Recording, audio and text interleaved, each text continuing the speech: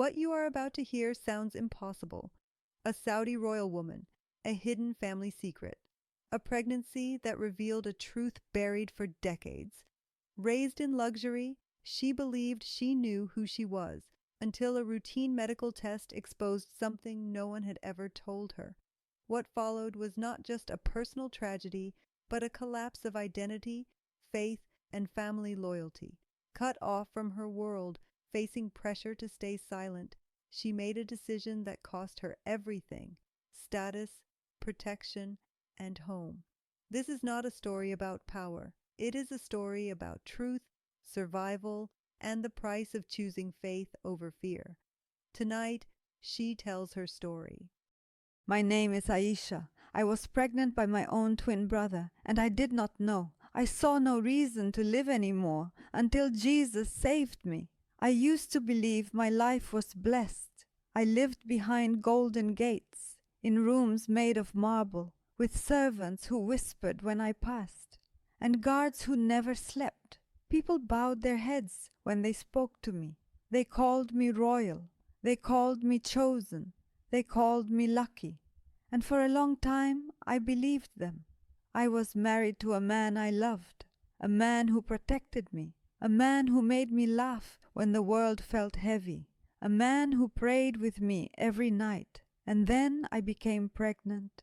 The palace celebrated. My mother cried with joy. My father thanked God. My husband held my hands and kissed my stomach. I placed my palm on my belly every morning. I whispered to the life growing inside me. I promised safety. I promised love. I promised a future brighter than my own. I thought I was carrying a miracle. Until the hospital. It was supposed to be routine, blood work, genetic screening, precautions for a royal pregnancy. I sat in a white room that smelled like antiseptic. The walls were clean. The floor was cold. My husband sat beside me. The doctor entered holding a folder. He did not smile. He closed the door behind him, sat down slowly, placed the folder on the table. Then he looked at me, then at my husband, then back at me. My heart started beating faster. "Is everything okay?" I asked. The doctor inhaled deeply.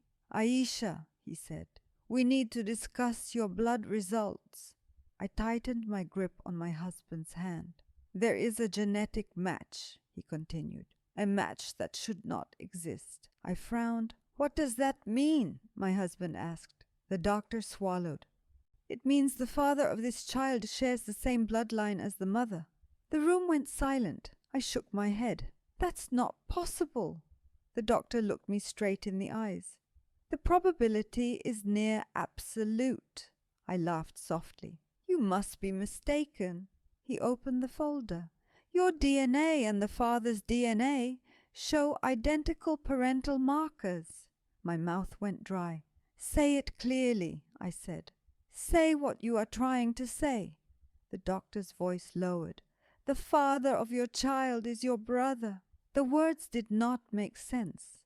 I waited for my husband to laugh, to say this was a mistake, to tell me the doctor was insane, but he didn't move. He stared at the wall. "Doctor," I said, "I don't have a brother." The doctor shook his head. "You do." I felt the blood drain from my face. "Who is he?" I whispered. The doctor closed the folder. "Your husband." The world collapsed. My ears rang. My chest tightened. My breath disappeared. I turned toward the man I loved, the man I married, the man who slept beside me every night. He stood up. He said nothing. He walked out of the room. The door closed behind him. I was alone, alone with a truth that shattered everything I knew. The doctor kept speaking, but I could no longer hear him. I could only feel my heart beat. I could only feel the child moving inside me. A life that should never have existed. A love that was never real. A marriage built on blood. I pressed my hand against my stomach. Tears rolled down my face. "My whole life is a lie," I whispered. And in that moment I understood something terrifying. The life I thought God had given me was actually a curse. And I had no idea yet where that curse began. I left the hospital without a looking back. My body moved, but my soul stayed behind in that white room, on that cold chair, next to that empty space where my husband had been sitting. The driver opened the door of the car. I stepped inside, closed my eyes. For the first time in my life, I was afraid to go home. The palace gates opened slowly, the same gates I had passed through thousands of times, the same guards, the same golden doors, but nothing felt familiar anymore. I walked through the halls like a stranger, past paintings of ancestors, past marble pillars, past servants who bowed their heads. No one dared to look at my face. My mother was waiting in the main sitting room. She stood up when she saw me. Her smile was warm, her arms open. "My daughter," she said, "how was your appointment?" I stopped in front of her. "Who is my brother?" I asked. Her smile vanished. The room went silent. My father stood up slowly from his chair. "What did you say?" he asked. "I asked who my brother is," I said again. "My real brother." My mother's hands began to shake. "You don't have a brother," she said quickly. I stepped closer. "Stop lying to me." My father's face hardened. "Who told you this?" "The doctor," I said. "My blood, my child." My mother sat down suddenly as if her legs had given up. She covered her mouth, and then she started crying. Not the quiet tears of a royal woman, not the controlled tears of a queen, but the broken sobs of a woman who had carried a secret for too long. My father turned away. "There was never supposed to be a day like this," he said. I knelt in front of my mother. "Tell me," I whispered. "Please." She looked at me through her tears. "You were not born in a palace," she said. I froze. "We were poor," she continued. "There was no wealth, no servants, no protection, just hunger and fear." My heart pounded. "You were twins," she said. The word hit me like a blade. Twins. A boy and a girl. I stopped breathing. "There was no money," she said. "No medicine, no food."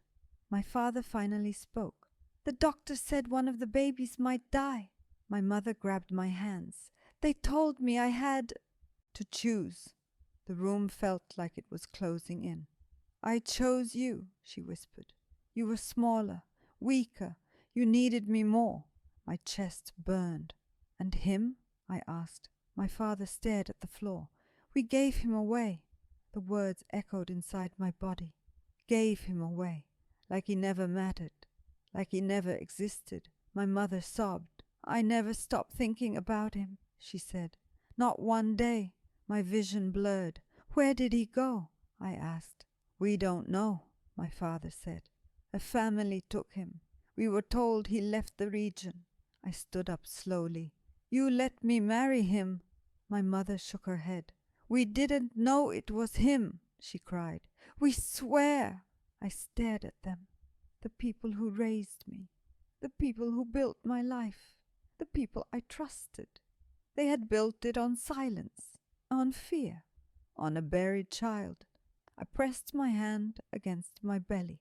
The baby moved. A reminder, a consequence, a living proof of a secret that should never have survived. I backed away from them. "My entire life," I said, "was built on a lie."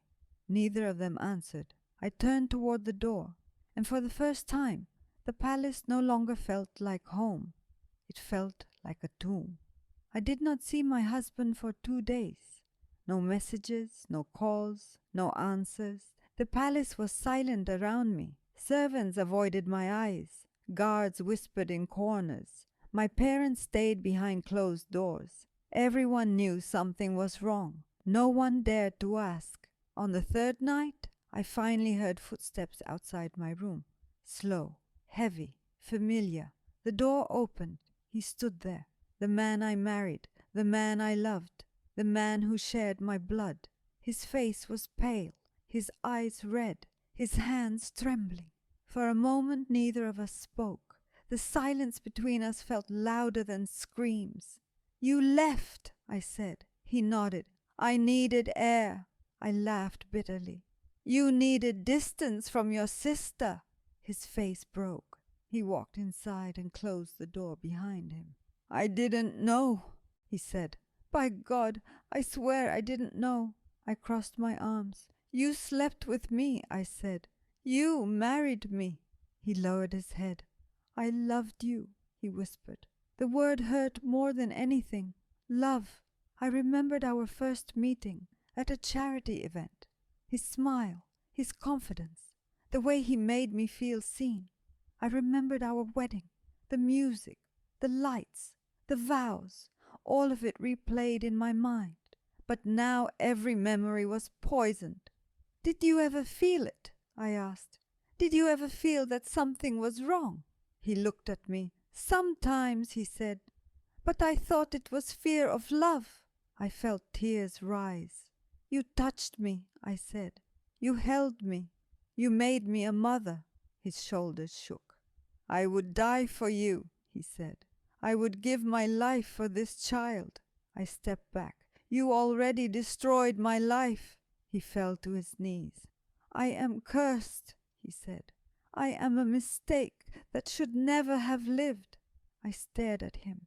"You are my brother." The word tasted like poison. We sat there in silence, two souls trapped in one nightmare. Finally, he spoke. "What will you do?" I placed my hand on my stomach. "I don't know," I said, "but I cannot stay here." His eyes widened. "You will leave?" "This palace is built on lies," I said. "My life is built on lies." He reached for me. I pulled away. "Don't touch me." He froze. "I am carrying a child who may never live," I said. "And if it survives, it will live with our sin inside its blood." He covered his face. "God has abandoned us," he whispered. I shook my head.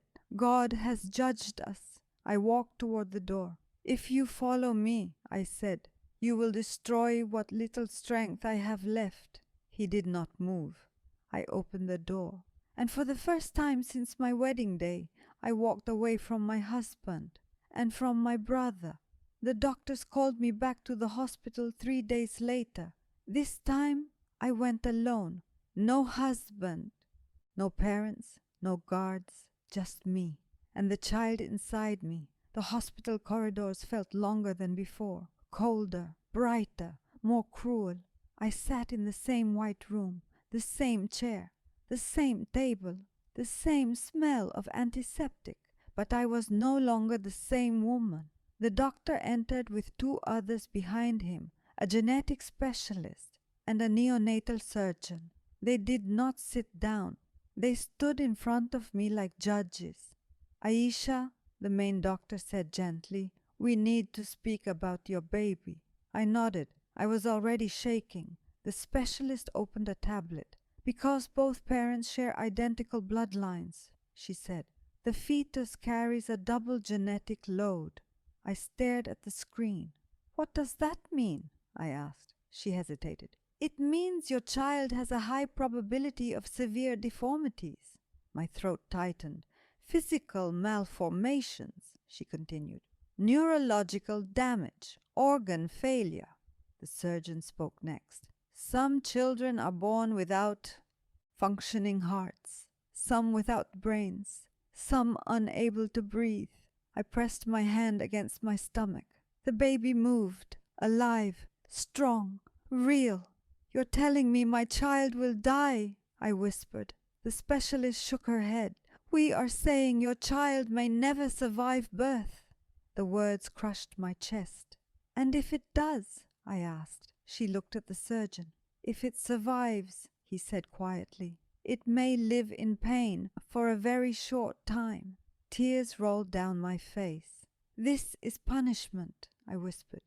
"This is God's punishment." The doctor knelt in front of me. "This is biology," he said. Not judgment, but I did not believe him. In my world, nothing happened without God, and this felt like a curse. I remembered my mother's words. You were twins. I had to choose. I remembered my husband's voice. I would die for this child. And I remembered the doctor's sentence. The father of your baby is your brother. I felt dirty, unclean, broken. What are my options? I asked. The surgeon looked away. There are procedures, he said. Interventions. But they carry extreme risk. The specialist added softly. Many women choose to end the pregnancy. The word hit me like a slap. End. Kill. Erase. I stood up. No, I said. I will not kill my child. They exchanged glances. You are risking your own life, the surgeon said. I don't care, I replied. The doctor stepped closer. You are still young. You can have another child. A healthy one. I looked at him. This child is already alive. He lowered his eyes. Then you must prepare yourself. For what? I asked. For loss, he said. I walked out of the hospital with my head down. The sun burned my skin. The sky felt too big. The world felt too loud. I sat in the car and cried until my chest hurt. My child was dying inside me, and everyone around me wanted me to accept it. But I refused. I would carry this baby, even if it killed me, even if it destroyed me, even if God himself had turned his face away. Because if this was my punishment, then I would suffer it.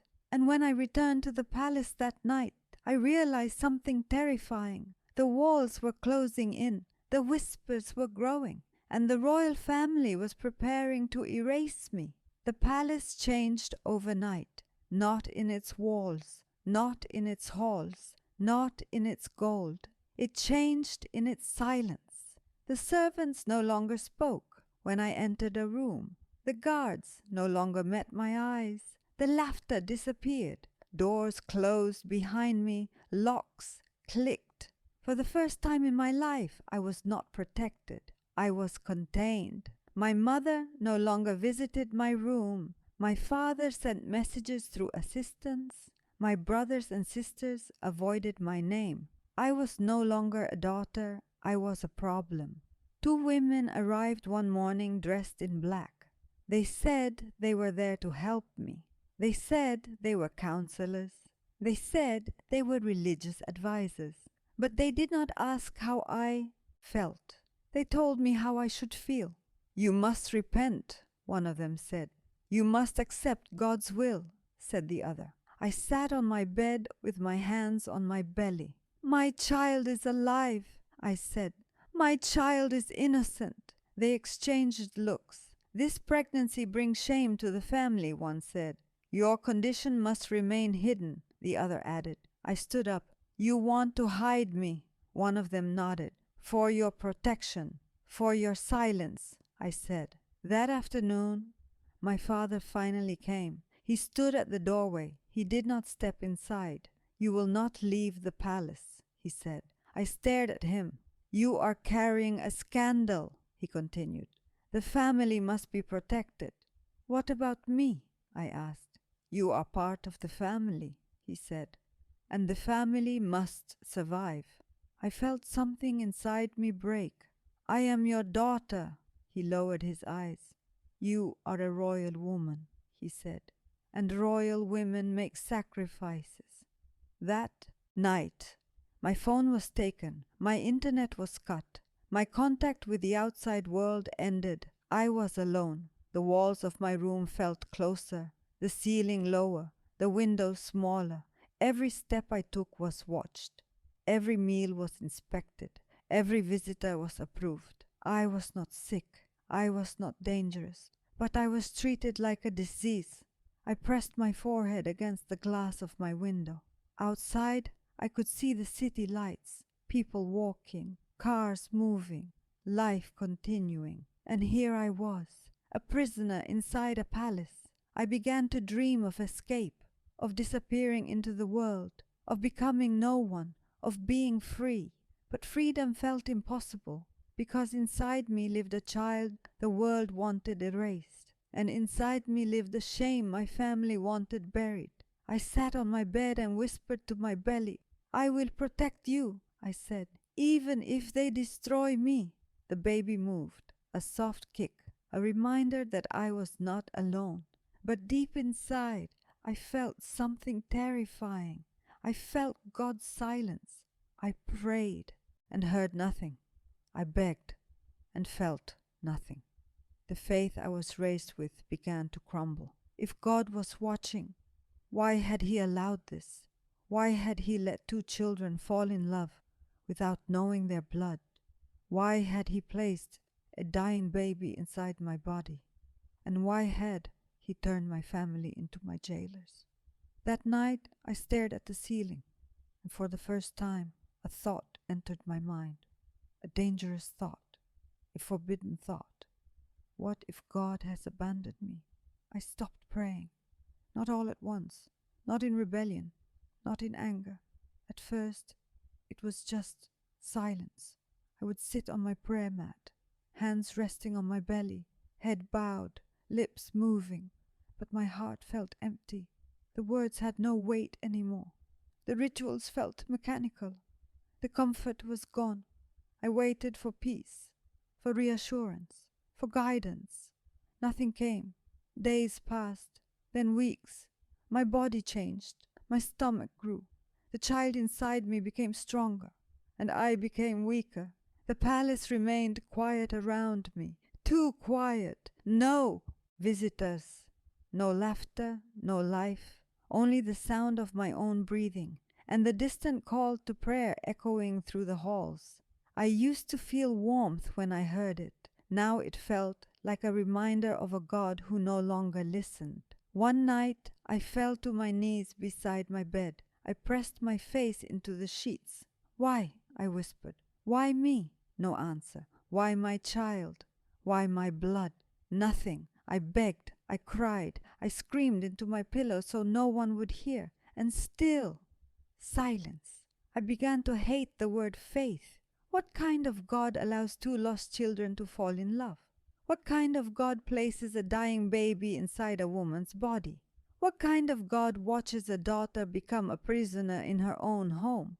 I felt betrayed, abandoned, punished for a sin I never chose. One evening, my mother came to my door. She did not enter. She stood on the other side like a stranger.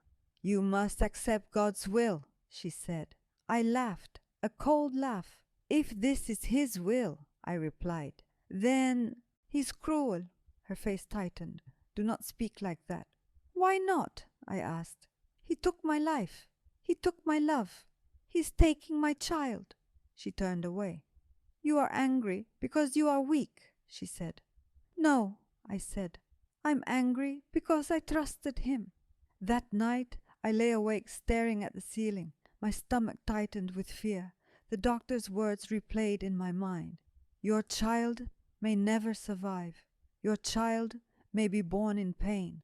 Your child may die in your arms."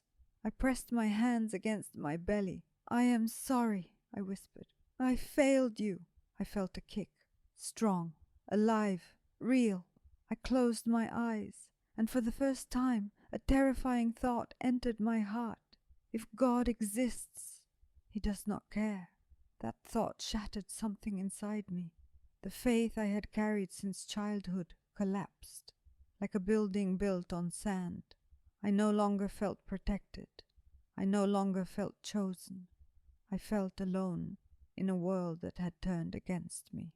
And when a woman from the palace staff slipped a small book under my door the next morning, I almost ignored it, almost, because I had already given up on God.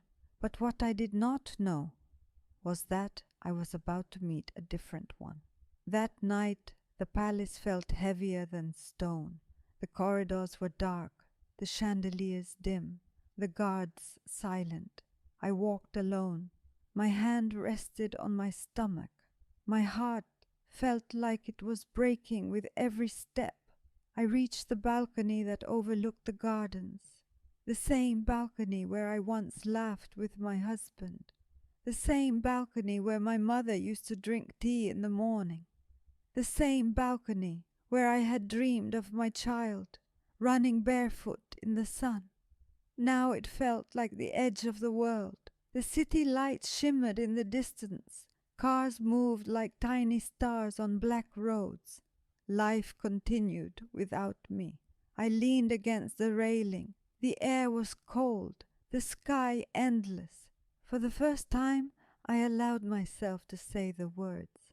I don't want to live anymore. They sounded strange, heavy, final.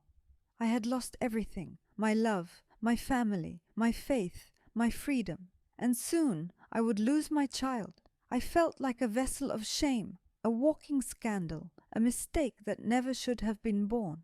I closed my eyes. I am tired, I whispered, tired of pretending, tired of hoping, tired of praying to a God who never answered. I imagined a world without me. No more whispers, no more secrets, no more pain, just silence. I rested my forehead against the cold metal railing. I can't do this, I said. My hands shook, my chest tightened, my breath came in short, painful waves. And then I felt a movement inside me, a slow, gentle shift. The baby, alive, fighting, holding on. Tears filled my eyes. You don't deserve this, I whispered. You deserve a mother who is strong. I pressed my palm against my belly. I am sorry, I said. I wanted to be better for you. The sky above me was dark. No stars, no moon, just endless black. I waited for a sign, a voice, a feeling, anything. Nothing came. I turned away from the railing, not because I had found hope, but because I had no strength left to stand. I walked back into my room and collapsed onto the floor. My body shook, my throat burned, my heart screamed. I lay there for a long time, listening to my own breathing, listening to my own heartbeat, listening to the tiny life inside me. And that was when I remembered the book. The small book the woman from the palace staff had slipped under my door, the one I had ignored. I crawled to the bedside table, opened the drawer, and pulled it out. A simple cover. No gold, no symbols, no power, just a name. Jesus.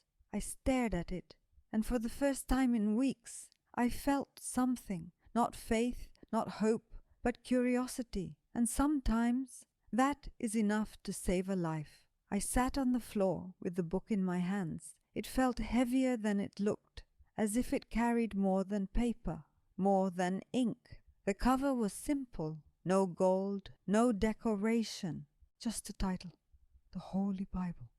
My fingers trembled. In my world, this book was forbidden, hidden, dangerous.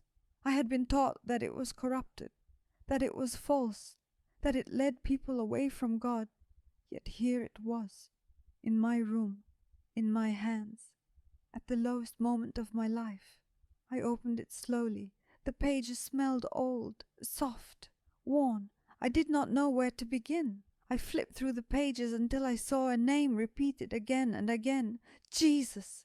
I had heard the name before, spoken in whispers, spoken in warnings, but never spoken with love.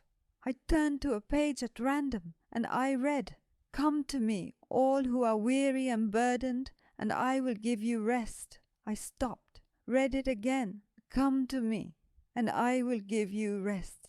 My chest tightened. I had never heard God speak like that, not as a ruler, not as a judge, but as someone who invited the broken. I kept reading. "The thief comes only to steal and kill and destroy. I have come that they may have life." Life. The word felt like a promise. I placed my hand on my stomach. "I want you to live," I whispered to my child. Tears fell onto the pages. I did not wipe them away. For the first time in months, I did not feel condemned. I felt seen. I read story after story of the sick, the rejected, the ashamed, and of a man who touched them, who healed them, who defended them, a man who did not turn away from sinners, a man who did not punish the broken, a man who saved. I reached a passage where a woman stood before a crowd ready to stone her, a woman accused, condemned, marked, and Jesus stood between her and death. Let any one of you who is without sin be the first to throw a stone. I closed the book. My heart was racing. All my life I had been taught that God watched from above. This Jesus walked among people. All my life I had feared judgment. This Jesus offered mercy. I pressed the book against my chest. Who are you? I whispered. The room felt different. Not brighter, not warmer, but softer. Opened the book again and kept reading. I did not know how long I sat there. Minutes, hours. The world outside my door disappeared. For the first time since the hospital, I forgot the blood tests, the whispers, the walls. I forgot the shame. I forgot the fear. I only saw a man who loved the rejected, a man who healed the wounded, a man who carried a cross for the broken. And for the first time in my life, I wondered if God was not angry with me. I wondered if he had not abandoned me. I wondered if he had been waiting for me. The baby moved inside me, slow, gentle, alive. I placed my hand over my heart. If you are real, I whispered, show me. I closed the book, and for the first time in months, I slept. I woke up with the book still in my arms. For a moment, I did not remember where I was. The palace felt distant, the walls unfamiliar. Then reality returned. The child, the blood, the secret. But something inside me was different. I did not feel empty. I opened the Bible again. This time, I did not flip randomly. I searched for his words. Jesus. I wanted to hear his voice. I turned to the Gospel of John, and I read, For God so loved the world that he gave his one and only Son. I stopped. Loved. Not judged, not punished. Loved. That whoever believes in him shall not perish, but have eternal life. My heart trembled. I had never heard God speak of love like this. I had only known fear, rules, punishment, obedience. But this was different. This God loved first. I read about a blind man who was healed, a woman who was forgiven, a leper who was touched. I read about a thief who was dying on a cross, a criminal, a sinner. And Jesus said to him, Today you will be with me in paradise. I closed my eyes. If he could forgive a thief, could he forgive me? I placed my hand on my stomach. If you are real, I whispered, do you still love me? The baby moved, a soft flutter, a response. Tears rolled down my face. For the first time, I did not feel cursed. I felt human. I felt seen. I felt wanted. That afternoon, the woman from the palace staff knocked softly on my door. She was older, quiet, kind. She had always looked at me differently, not with fear, not with judgment, but with compassion. You read the book, she said. I nodded. Her eyes softened.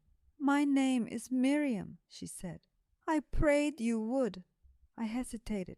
Why did you give it to me? She smiled gently. Because Jesus came for women like you. I felt my throat tighten. Women like me, I asked. The rejected, she said. The broken, the shamed, the forgotten. I looked down. I am all of those. She took my hand. So was I, she said. I looked at her in surprise. She leaned closer. I was cast out by my family, beaten, disowned. I swallowed. What saved you? I asked. She smiled. He did. She placed her hand over her heart. Jesus did. I felt something stir inside me. Not fear, not shame, hope. That night, I knelt beside my bed. I had never prayed like this before. No ritual, no memorized words. just my heart. Jesus, I whispered, I don't know if I am worthy, but I am tired of running. I am tired of hiding. I am tired of being afraid. My voice broke. I need you. The room was silent, but my heart was loud, and for the first time in months, I felt peace. That night, I fell asleep with the Bible on my chest. The room was quiet, the palace silent, the world far away. And then I dreamed. I was standing in a place I had never seen before. There were no walls, no ceilings, no guards, just light, soft, warm, endless. The ground beneath my feet looked like glass, but felt solid. The air moved like water, and then I saw him, a man dressed in white, his face calm, his eyes filled with something I could not describe. Not power, not judgment, love. He walked toward me slowly. I wanted to run. I wanted to kneel. I wanted to hide, but I could not move. My legs trembled. He stopped in front of me, and he said my name. Aisha. The sound of his voice went through my entire body. I began to cry. I am dirty, I said. I am broken. I am ashamed. He stepped closer. I know, he said. The words did not hurt. They healed. My life is ruined, I whispered. My child may die. My family has abandoned me. He lifted my face gently. You are not abandoned, he said. You are mine. I shook my head. I am not worthy of you. He smiled. No one is, he said. That is why I came. I felt his hand over my stomach. I felt warmth, life, hope. Your child is precious, he said. Your pain is not wasted. Your story is not finished. I looked into his eyes. Will you leave me? I asked. He shook his head. Never. The light around us grew brighter, and then I woke up. My heart was pounding. My hands were shaking. My pillow was wet with tears. The room was dark, but I was not afraid. I placed my hand on my belly. The baby moved, alive, strong. I whispered, "Thank you." From that night on, something changed inside me. The palace was still a prison. The whispers still existed. The danger was still real, but I was no longer alone. I had met him, and he knew my name. When I woke up that morning, the palace looked the same. The walls were still marble. The guards still stood at every door. The whispers still followed me through the halls, but I was not the same woman. Something inside me had shifted. For the first time in months, I did not wake up with fear in my chest. I woke up with peace. I sat on the edge of my bed and placed my hand on my stomach. "Good morning," I whispered to my child. A gentle movement answered me, alive, strong, present. I reached for the Bible. I no longer hid it. I no longer feared it. It had become my anchor. I knelt beside my bed, not on a prayer mat, not facing a direction, not reciting memorized words. Just me and him. Jesus, I whispered. I don't know how to pray the right way. I don't know the rules. I don't know the words. My voice trembled. But you know my heart. I closed my eyes. I am scared, I said. I am surrounded by people who want to erase me. I carry a child everyone expects to die, and I don't know what tomorrow holds. Tears slid down my cheeks. But you said I am yours. I placed my hand over my heart. So I give you everything, my fear, my shame, my future. Please protect my child, I whispered. Please give me strength. Please don't leave me. The room was silent, but my soul felt loud. I felt warmth in my chest, a calm I had never known. Not excitement, not relief, peace. Later that day, Miriam came again. She closed the door behind her. "You prayed," she said. I nodded. Her eyes filled with tears. "He hears you," she said. I hesitated. "Do you really believe he can save my child?" She smiled. "He saved me." That afternoon, I returned to the hospital. the same doctors, the same cold halls. But this time I walked in with my head high. They repeated the tests. They studied the screens. They whispered among themselves. Finally, the genetic specialist looked at me. "The heartbeat is strong," she said. The surgeon frowned. "Stronger than expected." My heart pounded. "What does that mean?" I asked. "It means your baby is fighting," she said. "And winning. For now." I pressed my hand to my mouth. Tears fell freely. Outside the hospital, I lifted my face to the sky. "Thank you," I whispered. I knew the danger was not gone. I knew the palace was still watching me. I knew my family was still planning my future. But I was no longer walking alone. I had given my life to a man who once carried a cross for the broken. And for the first time since the nightmare began, I believed my child might live. The ultrasound room was cold. The lights were bright. The machine hummed softly. I lay on the bed with my hands folded over my chest. The technician moved the probe across my stomach. Her eyes followed the screen. At first, she said nothing. My heart began to race. "Is something wrong?" I asked. She glanced at me. "Just a moment," she said. She adjusted the angle, zoomed in, paused. Then she smiled. "There it is." The sound filled the room. Fast, strong, steady. A heartbeat. Not weak, not fading, not fragile. Alive. I covered my mouth. The doctor stepped closer. "That's not what we expected," he said. "What do you mean?" I asked. He studied the screen. "The cardiac rhythm is unusually strong for a fetus with this genetic profile." The specialist joined him. "The growth markers are stable," she said. "No signs of organ failure. No neurological abnormalities." I stared at them. "You told me my baby might not survive," I whispered. The surgeon nodded. "That was based on statistical probability," he said. "This is not following probability." My vision blurred. "You're saying my baby is okay?" "For now," the specialist said carefully.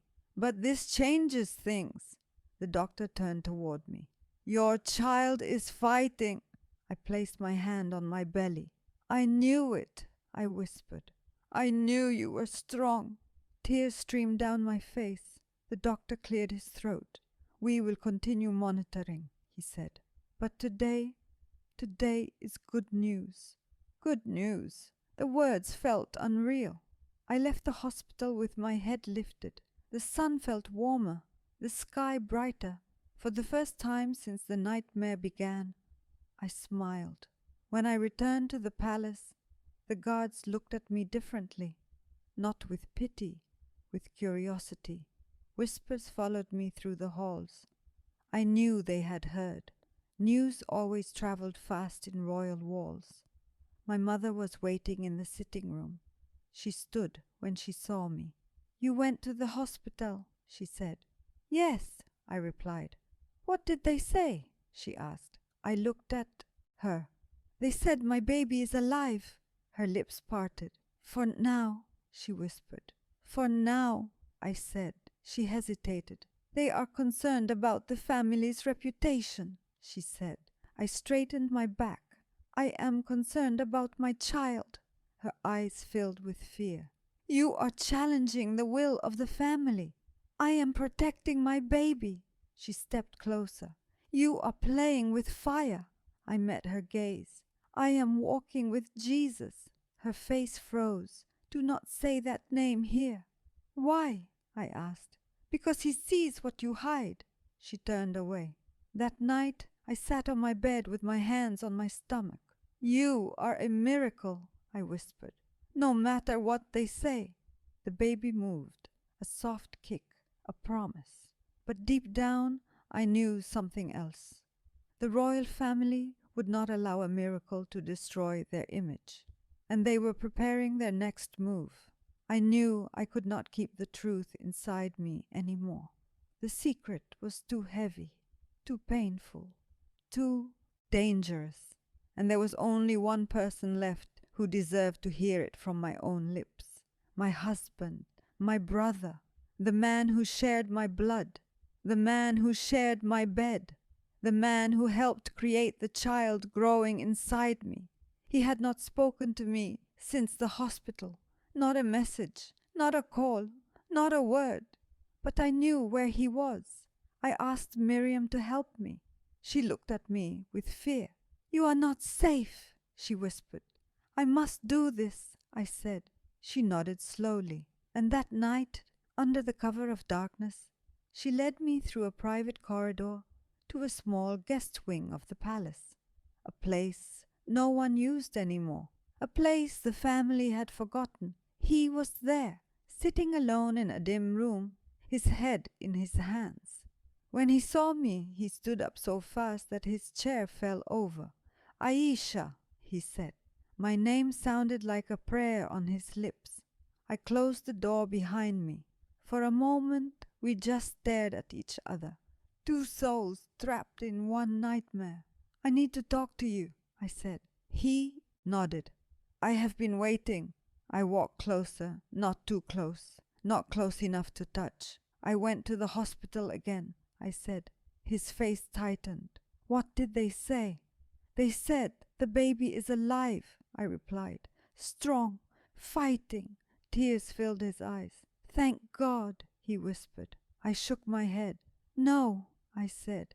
"Thank Jesus." He froze. "What did you say?" I took a deep breath. "I am no longer Muslim," I said. "I have given my life to Jesus Christ." The room went silent. He stared at me as if I had just spoken another language. "You have lost your mind," he said. "No," I replied. "I found my soul." He walked toward me. "Do you know what you are saying?" he whispered. "You are risking everything." "I already lost everything," I said. He looked away. "They will kill you for this," he said. "They already tried to erase me," I replied. My voice broke. "You were my husband," I said. "You were my home. You were my future." He closed his eyes. "I loved you," he whispered. I swallowed. "I loved you too," I said. "But now I know that love was built on blood and lies." Tears rolled down his face. "I never wanted to hurt you." "I know," I said. "But we did." I placed my hand on my stomach. "This child deserves the truth," I said. "This child deserves a life without secrets." He sank into a chair. "What will you do?" he asked. "I will leave," I said. His head snapped up. "You can't." "I must," I said. "This palace is not safe. This family will never let my child live in peace." "They will hunt you," he said. I nodded. "I am no longer afraid." He stared at me. "You used to be." I looked at him. "Then I met Jesus." He stood up. "If you walk away, you will never come back." I stepped toward the door. "I am not looking back." He followed me. "Aisha," he said, "wait." I turned. His eyes were full of pain. "If this child lives," he said, "tell them I love them." My heart shattered. "I will," I whispered. I opened the door and walked out of his life forever. They summoned me at dawn. No explanation, no warning, no mercy. A servant knocked on my door and lowered her eyes. "The family council is waiting," she said. My heart sank. I knew what that meant. When the royal family gathered in silence, it was never for forgiveness. I dressed slowly, simple clothes, no jewelry, no crown, only my faith, only my child, only my courage. The hallway felt longer than ever, the walls colder, the guards closer. 2 women walked behind me, 2 men walked in front. I was not escorted. I was escorted like a prisoner. The council chamber doors opened. Inside sat my parents, my uncles, my aunts, my cousins. Powerful faces, cold eyes. At the head of the room sat my grandfather, the patriarch, the man whose word was law. I stood alone in the center. My mother would not look at me. My father stared at the floor. My grandfather raised his hand. "Speak," he said. I lifted my chin. You summoned me, I replied. A murmur spread through the room. He leaned forward. You have brought disgrace upon this family. I did not answer. You married your own brother, he continued. You conceived a child of corrupted blood. And now you defy God himself. I clenched my fists. I did not know he was my brother, I said. And God did not create this evil. Silence did. The room erupted. Voices shouted. Hands slammed the table. My grandfather raised his hand again. You have abandoned Islam, he said. You have brought a forbidden religion into this house. I looked at him. I found Jesus, I said, and he saved me when you locked me in silence. My mother gasped. My father stood up. Enough, he shouted. My grandfather's voice was calm. You will end this pregnancy, he said. My blood froze. No, I whispered. You will erase this. Shame, he continued, for the sake of the family. I stepped back. You will not touch my child. His eyes hardened. You forget who you are. I know exactly who I am, I said. I am a mother. A woman stood up.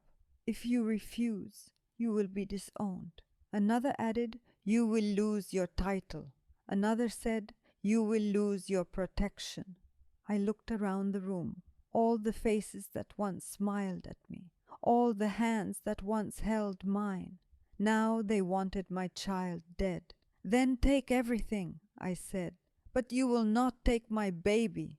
My grandfather stood. If you walk out that door, he said, you walk out of this family forever. I felt the baby move, a soft kick, a reminder of why I was there. I placed my hand on my stomach. I choose my child, I said, and I choose Jesus. The room fell silent. My grandfather pointed to the door. Then go. I turned. My mother was crying. My father was shaking, but neither moved. I walked toward the door. With every step, I felt lighter, not safer, not stronger, but free. I opened the doors and stepped into exile. The palace doors closed behind me. The sound echoed through the courtyard. Final, permanent, unforgiving. I stood outside the gates for the first time in my life. No guards, no servants, no family. Just a pregnant woman with a broken past and an uncertain future. The sun had just risen. The sky was pale gold. A new day, but I had never felt more alone. A black car waited near the outer wall. Miriam stood beside it. Her eyes were filled with fear. They will come for you, she whispered. I know, I said. She opened the door. Get in. The driver did not ask questions.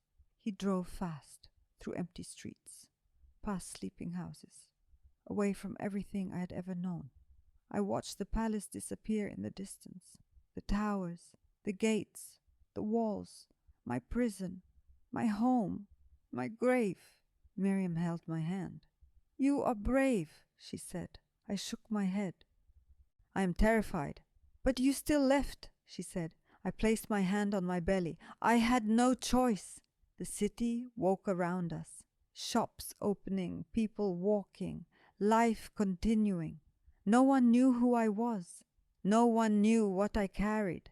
No one knew what I had lost. We reached a small house on the edge of the city, hidden, quiet, safe, for now. Miriam led me inside. It was simple, 1 bedroom, 1 kitchen, 1 small living room. No gold, no marble, no guards, just walls, just silence, just freedom. I sat on the bed and exhaled. My legs shook. My heart pounded. I did it, I whispered. Miriam smiled. Yes, she said. You chose life. That night, I lay awake listening to the city. Cars passing, dogs barking, voices laughing in the distance. Normal sounds, real sounds. For the first time, I was part of the world. Not above it, not hidden from it, just in it. I placed my hands on my stomach. We are free, I whispered. The baby moved, a soft response. But deep down, I knew the truth. Freedom has a price. And my family would not forgive betrayal. They would not forgive faith. They would not forgive a child born of shame. They would come. And when they did, I would have to run.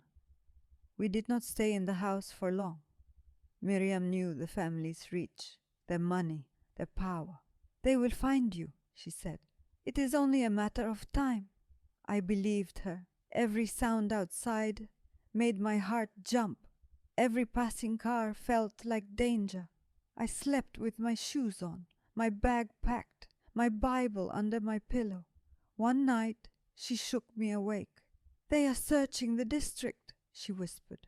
My blood turned cold. I grabbed my coat, my documents, the little money she had hidden for me. We left through the back door. The streets were dark, empty, silent. We walked quickly. No lights, no words. A van waited at the corner. The driver nodded. We climbed in. The engine started, and the city disappeared behind us. Hours passed. The road stretched endlessly through, desert and dust. I stared out the window, thinking of the palace, my parents, my life, all gone. My hand rested on my stomach. "You are worth it," I whispered. The baby moved, strong, alive. We reached a small coastal town before sunrise. Fishing boats lined the shore. Salt filled the air. A man waited near the docks. He wore simple clothes, his eyes kind.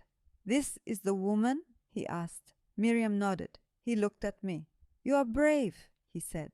"Now you must be fast." We boarded a small boat. The engine hummed softly. The sea stretched before us.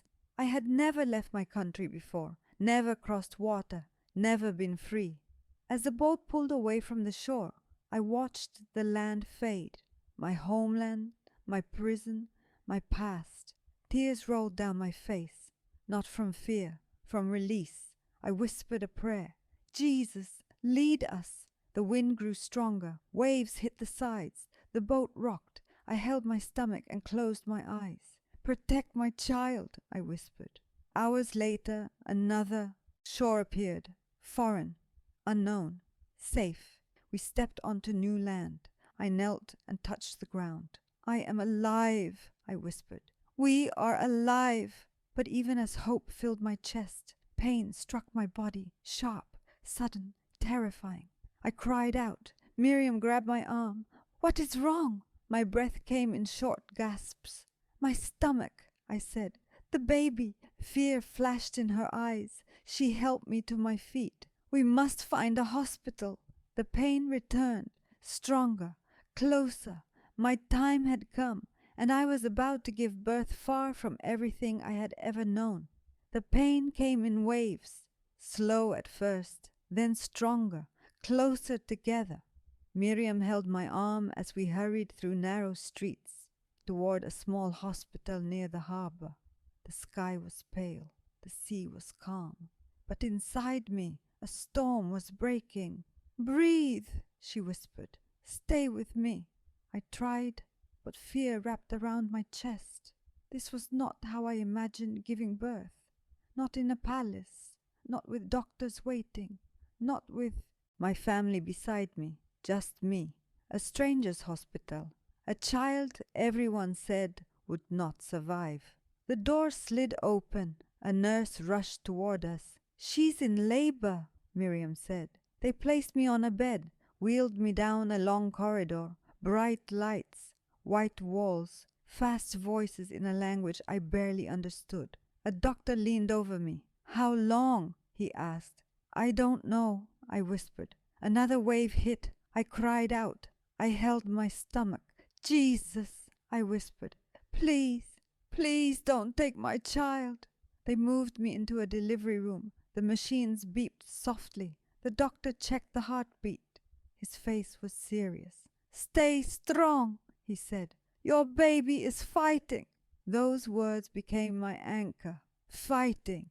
So I fought too. I closed my eyes and prayed. Not memorized words, not rituals, Just my heart. I trust you, I whispered. Whatever happens, I trust you. Time lost meaning. Minutes blurred into hours. The pain rose and fell. My body shook. My strength faded. At one point, everything went quiet. Too quiet. I looked at the doctor. What's happening? I asked. He listened again. Then he nodded. There, he said. I hear it. A heartbeat. Fast. Strong. Alive. Tears streamed down my face. I knew it, I whispered. I knew you were strong. The room filled with movement. Hands guiding me. Voices encouraging me. You're doing well, the nurse said. I felt like I was breaking apart. But I did not stop. I could not stop. Not now. Not when my child was so close. And then a cry. Small. Sharp. Real. The sound cut through everything. The pain. The fear. The doubt. A life. The doctor lifted a tiny body into the air. You have a baby, he said. I stared. I could not breathe. I could not speak. They placed my child on my chest. Warm. Fragile. Perfect. I touched their face. Their tiny fingers. Their chest rising and falling. Alive against all odds. I sobbed. Not quiet tears. Not controlled tears. But the kind that come from the deepest part of the soul. You're here, I whispered. You're really here. The doctor smiled. Your child is strong, he said. Very strong. I closed my eyes. Thank you, Jesus, I whispered. I held my baby close. In a foreign land. In a small hospital. With no crown. No title. No family. But with faith. With freedom. With a miracle in my arms. And I knew this was not the end of my story. It was the beginning. I named my child Hope, not because the world had been kind to me, not because life had been easy, but because hope was the only thing that never left me. I held her in my arms as the sun rose over the sea. The hospital window was open. The sound of waves drifted inside. The smell of salt filled the room. She slept peacefully on my chest, her tiny fingers curled around mine, alive, strong, real. The doctors said it was a miracle. They said they could not explain it. They said her heart was perfect, her lungs strong, her brain untouched. Against every prediction, against every statistic, against every curse, I smiled. I already knew why. Miriam stood beside my bed, her eyes filled with tears. You did it, she whispered. I shook my head. No, I said. He did. I kissed my daughter's forehead. I was supposed to lose everything, I said. My family, my home, my life. Miriam nodded. You lost it all, she said. I looked at Hope. But I gained her. She smiled. And you gained him. I closed my eyes. Images filled my mind. The palace, the cold halls, the locked doors, the silence, the balcony, the darkness, the night I wanted to disappear, the forbidden book, the words of Jesus, the dream, the prayer, and now a child breathing softly on my chest, a future I never thought I would see. I was no longer royal, no longer protected by power, no longer hidden behind walls, but I was free, free to walk, free to love, free to believe. I left the hospital 2 days later. No guards, no drivers, no crown, just me, my daughter, and the road ahead. We rented a small apartment near the sea. I worked in a bakery. My hands smelled of bread and sugar. People called me by my name, not my title. They asked about my baby, not my blood. At night, I held Hope close and read to her.